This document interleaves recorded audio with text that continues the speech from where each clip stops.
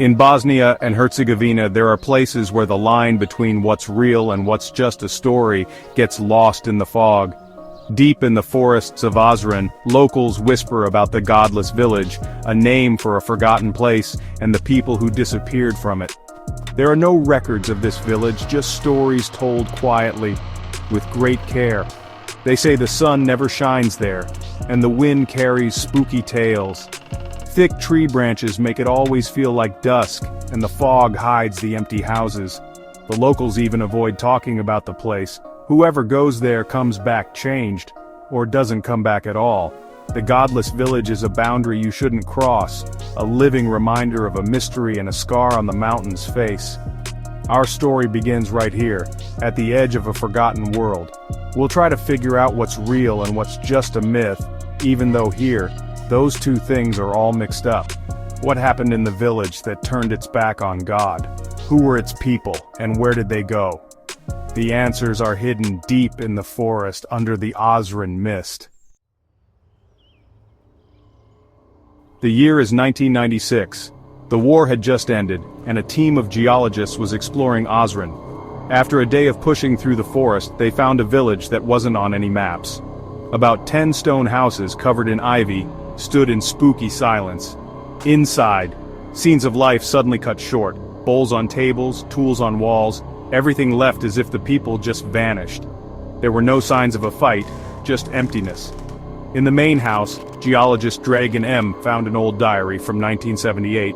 The writing showed an isolated group, Pure Light, led by Isak Vranjesevic. The diary described rituals, group trances, symbols carved everywhere, and stranger notes. The last entry from the fall of 1985, "It's time. The light calls us. There's no going back." After that, the pages were blank. The geologists realized they hadn't just found an abandoned village, but the stage for a big, unsolved tragedy. The mystery haunted them for years. The village without God became a creepy puzzle. What happened to the pure light? The village wasn't ordinary. The houses formed a perfect circle around a central stone that looked like an altar. Everything was focused on that center. Doors and windows all faced it. There was no church, no graveyard, no signs of traditional faith. The walls were covered with symbols, most often an eye in a spiral with 9 rays, the sign of the pure light. There were no children's toys or personal items. Everything was the same, made for the group. The circular layout allowed the leader to have total control, with no privacy. The forest was both a wall and a prison, keeping the community physically and mentally separate from the world. The feeling of being abandoned made it even more creepy. Time had stopped at one moment. Every object told a story of a sudden stop. What could have made a whole community disappear without a trace? The answer lies in the leader's teachings and the rituals at the heart of this isolated place. Isak Vranjesevic, he used to be a professor, and he was both charming and scary. He said that a pure light appeared to him, a being older than all gods. He preached that the physical world was just an illusion, and that true salvation meant letting go of your body and your connections to the outside world. His followers, about 30 thinkers and artists, were looking for meaning outside of regular society. In Ozren, they created the community of pure light. They gave up their names, their things, and their families. Their lives were very strict, and their leader was completely in charge. They tried to free their souls through cleansing rituals like fasting, meditating in the dark, and hurting themselves. If anyone doubted him, they were punished very harshly. Over time, Vranjesevic's teachings became more and more extreme. He announced the Great Merging, a journey to a higher dimension. The community waited for that day with strong belief, not knowing where it would lead them.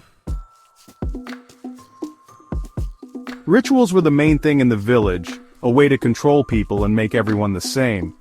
The most important one was the ritual of emptiness.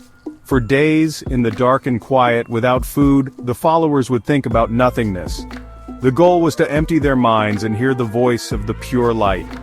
Another key ceremony was the spiral dance, a trance at night around a central stone, with hypnotic singing.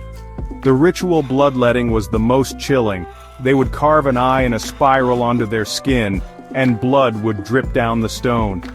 They believed this was how they sacrificed the physical for the spiritual. As autumn of 1985 got closer, the rituals became more and more intense. The Last Supper, a drink made from unknown herbs, supposedly to open the doors of perception. The last diary entries are broken up, full of visions and a feeling of floating. The whole community walked towards what they believed was salvation. In truth, it was a path to completely disappearing.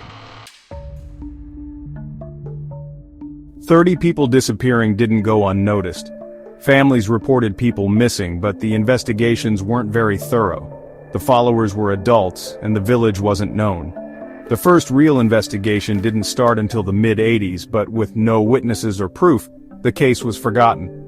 After the village was found in 1996, the police found symbols and items, but no bodies. Testing the stone showed traces of blood, but it didn't explain why they disappeared. It was like 30 people just vanished into thin air. The diary was key evidence, but it brought up more questions than answers. The case was closed again, and the village became an even darker legend. For many years, the story of the godless village was just a legend. In the fall of 2023, 3 hikers from Banja Luka decided to find the village. Their last message was, "We're close, we're filming everything."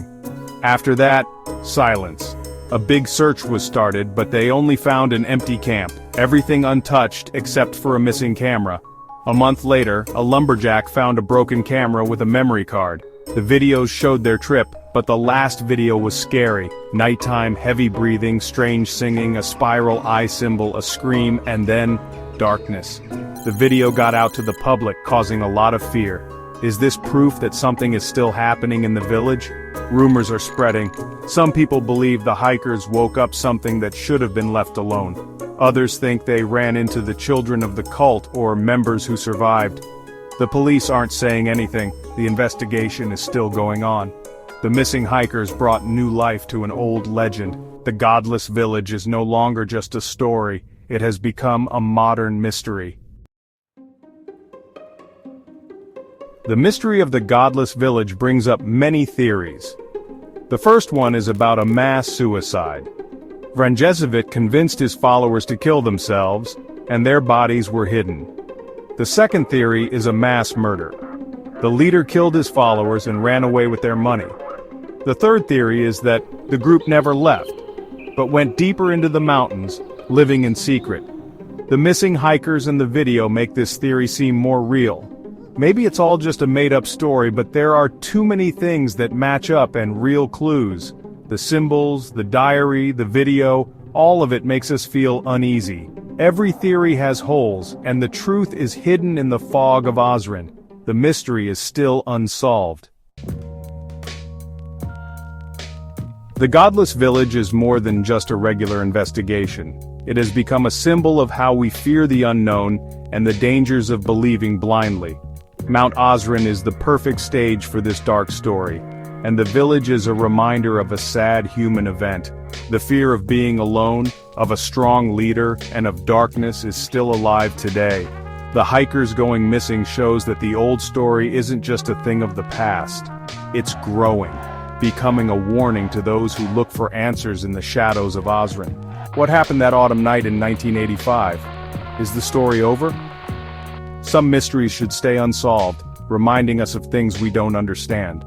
The Godless Village remains a lasting mark on the mountain's soul, a place where logic ends and the legend begins.